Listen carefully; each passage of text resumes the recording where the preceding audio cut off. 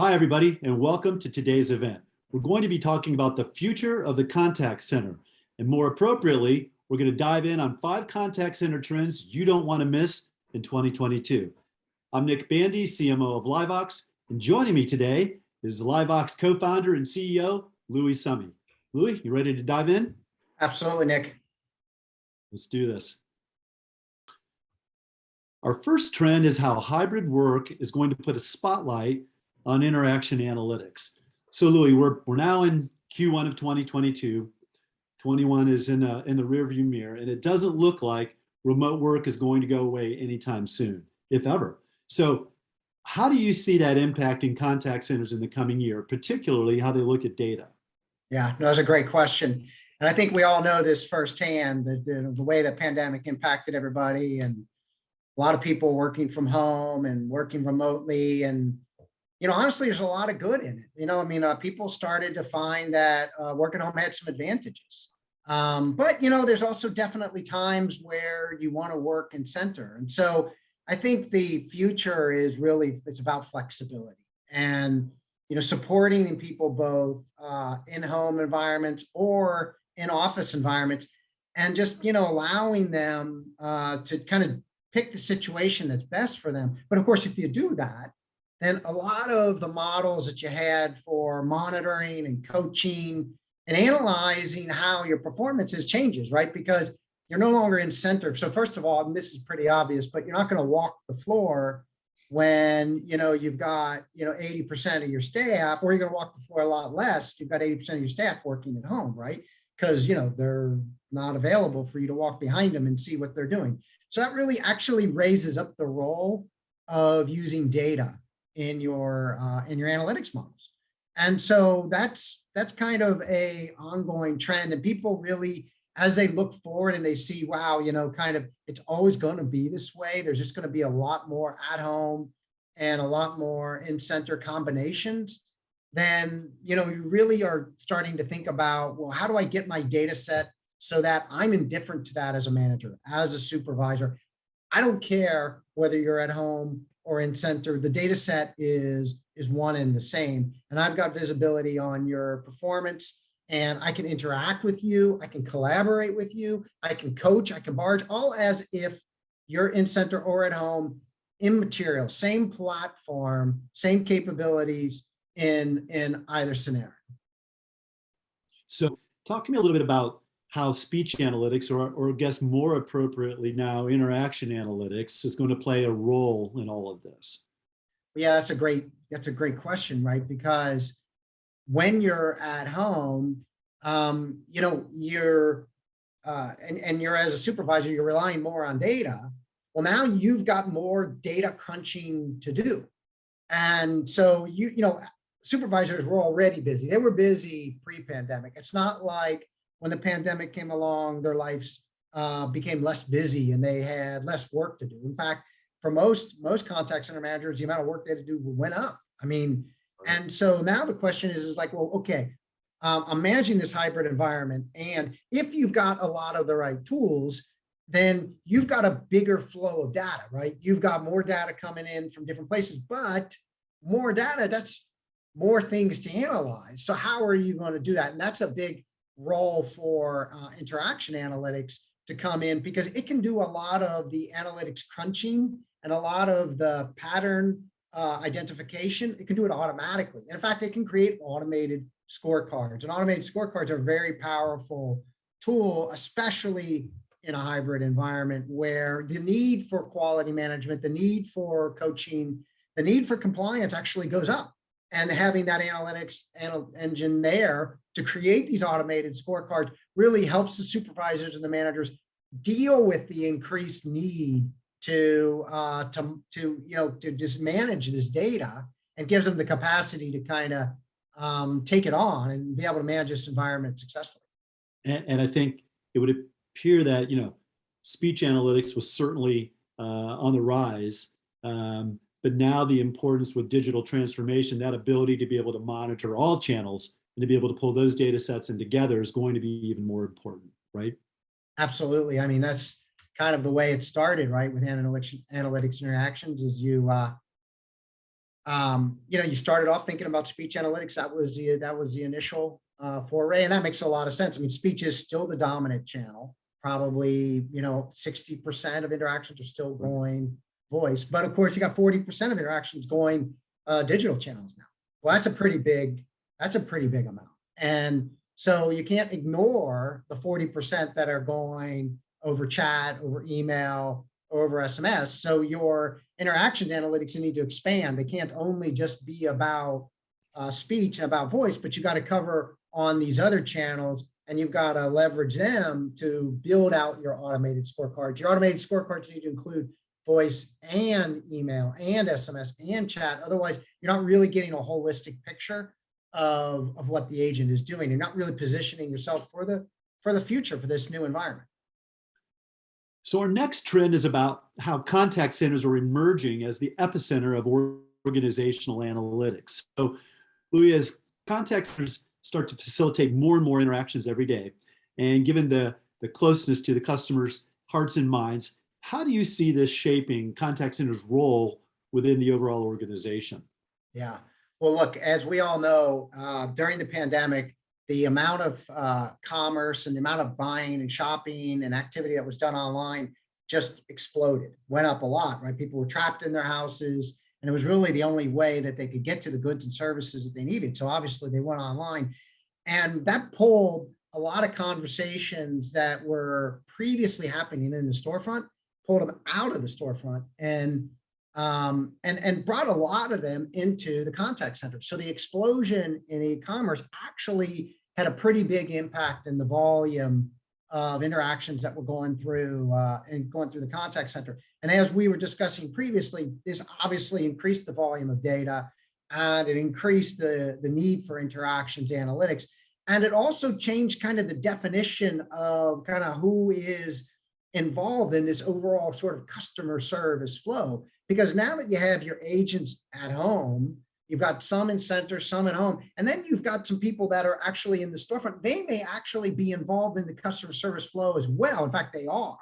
And so now you've got these kind of virtual components to the contact center, and roping them into this overall customer service flow is just sort of the natural extension of how business has evolved, right? More e-commerce, more communication in the contact center, more integration between at home and in the store, more fluidity, more flexibility into what is ultimately a customer service model, a seamless customer service model, making all these pieces come together in a seamless way so that customer to consumer, doesn't matter how they're interacting with you, has a positive experience. So do you feel like that the data gleaned as this evolution continues will help, for instance, parts of the sales and marketing organization? Absolutely. I think it's critical. Now, I think the first thing, though, you have to do is you have to get that seamless flow in between your at home, your in center, and your in store employees, right? But now, once you've done that, you do have a bigger, richer data set. And we've been talking about the data set from a point of view of performance management, compliance, quality management, sort of the supervisor's role, the contact center management role. But in addition to that, you've got the other departments outside of the organizations, like you mentioned, sales and marketing. And once you've got this more seamless customer service platform, and you've got this more integrated data set with more interactions analytics for you to process the data and draw insights out of it, that actually can be shared. It can be shared to understand with marketing and with sales, like what is the customer experience like? Like what are some of the segments that are really, enjoying your services, and what are some of the segments of your population that maybe aren't having as good of an experience, and what are some of the opportunities, what are some of the changes, what are some of the intents, like why are people calling, how is that changing, how is that evolving? So it actually becomes a once you've gotten this new, more seamless, integrated customer service platform, it's now created this new data set, and this new data set is just an opportunity. It's an opportunity for the contact center to actually be more strategic, a more strategic part of how sales and marketing operate. So in a sense, it's sort of evolving from the contact center being more of a cost center and really now becoming more of a value center. Absolutely. Okay, so let's dive into our next trend, which revolves around an increased focus on learning and development to attract and retain talent. So Louis, how will this continued remote hybrid work environment impact agent morale and expectations, and how should companies respond? Yeah, it's a great question. I think anyone who's out there in the market recruiting now knows that it's difficult to recruit. That's true. That's true in most places, and definitely true inside of the contact center. So when you recruit, boy, you want to train well and you want to keep the employees that you're recruiting. And that hasn't always been sort of the attitude necessarily in the contact center, but given the shortages in labor and the difficulty in recruiting, it's certainly becoming more of a point of view. Let me start here with sort of what I would consider step one, which is sort of the agent experience. If you as an agent, you come in and you sit down and your work environment involves a lot of different applications, 5, 6, 7, 8 different applications on your desktop, that adds to complexity, right? So that's actually not helpful for the employee. It's not really helpful for the training process either. So if you sit down as an agent and you've got a single pane of glass, got all the customer data, all the tools you're going to use, all the resources that you need to go find information and to solve problems, all right there in front of you. I mean, right now, we're just like right out of the gate, you're giving the agent a better experience, a better agent experience.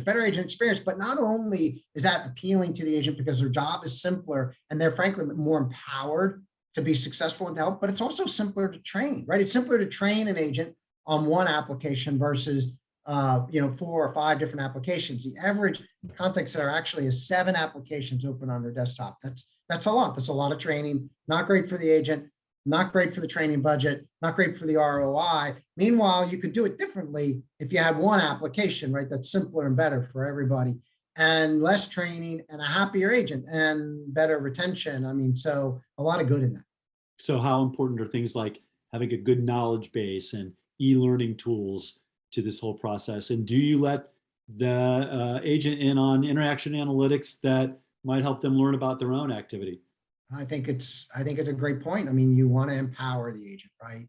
Right. And the better the tools the agent has, the more empowered they feel. And frankly, the more you engage them in the interactions analytics and engage them in the quality management process, the more empowered they feel. And of course, the more empowered they feel, the more interested they are, the more excited they are to do their job, and just the higher their morale, higher their energy level is.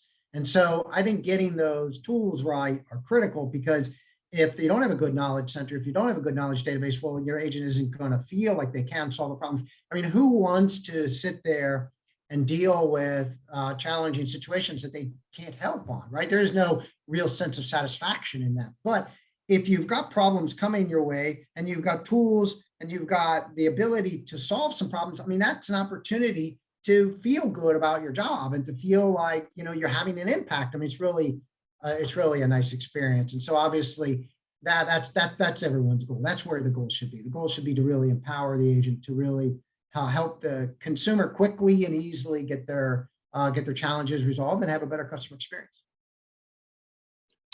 Our next trend is around optimization of self-service channels and automated workflows. So contact centers have obviously been experiencing increases in inbound traffic. We've had labor shortages. So how will the use of technology help them overcome this challenge?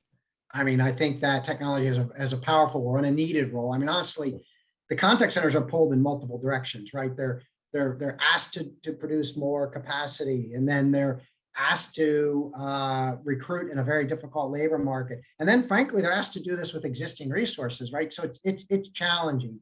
And technology can definitely be a big part of the answer, and it's a needed part of the solution. But when you're deploying technology, you got to be careful, right? I mean, some consumers want to use digital tools, for example, but they don't necessarily want to use them all the time. I mean, the most logical place to use a digital tool is when you've got a quick, simple task that needs to be resolved. I mean, that works well in a digital format. But when it's a more complex question, when like you're going in and you're checking your checking account balance, that can be done over a digital tool. It's quick and simple. But if you're going in and you want to understand whether or not you should refinance your mortgage, that's a more complex question. And frankly, most consumers in that scenario are going to want to talk to somebody and gain insight and gain the advantages of talking to somebody with expertise.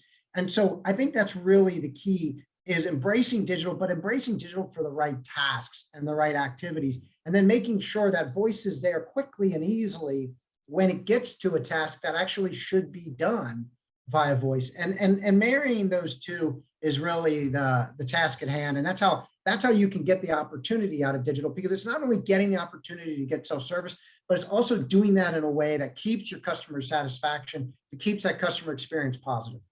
So how do we use data to understand where that line is, to understand when we need to get out of self-service mode and when we need to get into voice mode? How can contact centers use data to help drive those decisions? Well, I think that goes back to the interaction analytics. I mean, I think that there's a lot of tells inside of interaction analytics. I mean, if you're talking about voice, of course, you can hear people's tone of voice and tension in their voice rising up.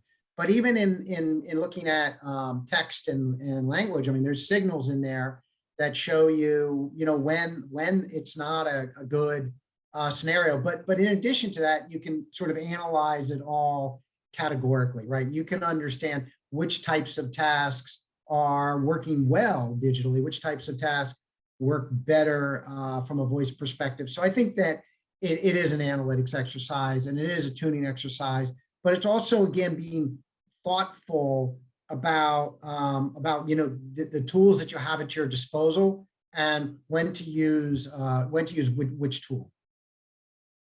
So our next trend is around rising customer expectations and how that will trigger demand for omnichannel CX. So we're in this era of personalizations, and customers expect companies to understand their behaviors and preferences. So are contact centers still struggling to see a complete view of the customer, and how can they better support their agents to enable that more personalized customer experience? Yeah, I mean, that's a great question, right? Because there is a lot of technology in the contact center environment, and that drives a lot of complexity. And getting that complexity down into a simpler set of applications, boy, that's important, because that gives the contact center the flexibility to respond in a more natural way. I mean, if you think about ourselves, like, we're all consumers, we all engage with our friends and our family over the phone, over text, over email, over chat. And it's just natural, like, and we've evolved over time how we do that. So our expectations have changed. And then when we go and we interact with a company, our bank, our cable company, and they don't engage with us in the same way, or they don't have the capacity to engage with us in the same way that we engage every day with our friends and family, it just feels like, why not? Why can't they? But again, if you put yourself in the shoes of the bank or of the cable company, I mean, they've got a lot of complexity. They've got a lot of data to manage. They've got a lot of compliance controls. They've got a lot of different technology in different places that they have to manage. But still, the consumer isn't really worried about that. They're just still left wondering, why can't I engage with them more nimbly? And so I think that's really the challenge, is how can companies evolve to manage that technical complexity so that's simpler, so that they can have a more natural communication style when they engage with consumers, and consumers can engage on the channel of their choice. So when they're dealing with a small task, a small ask, it can be done digitally. When they're dealing with a more complex ask, it can be done via voice. And when it switches midstream, they can switch. And when they switch midstream, the data follows, and you don't have to repeat themselves and keep going round around what their account is and what the call is about and getting escalated endlessly. And when the contact center can't respond, they can say, hey, look, we can call you back in an hour, or we can schedule another time to talk. I mean, that kind of flexibility, again, the type of flexibility that consumers experience in their day-to-day lives, that's what they expect out of companies. And companies can get there. But again, complexity is the enemy of flexibility. And they've really got to drive that complexity down to be able to respond in a way that the consumers expect. And certainly that doesn't feel like an unreasonable ask. Agreed. Thanks again, everybody, for joining us today. Certainly 2022 promises to be an interesting year for the future of the contact center. We'll look forward to seeing how these trends play out in the coming months. Have a great day. Thank you.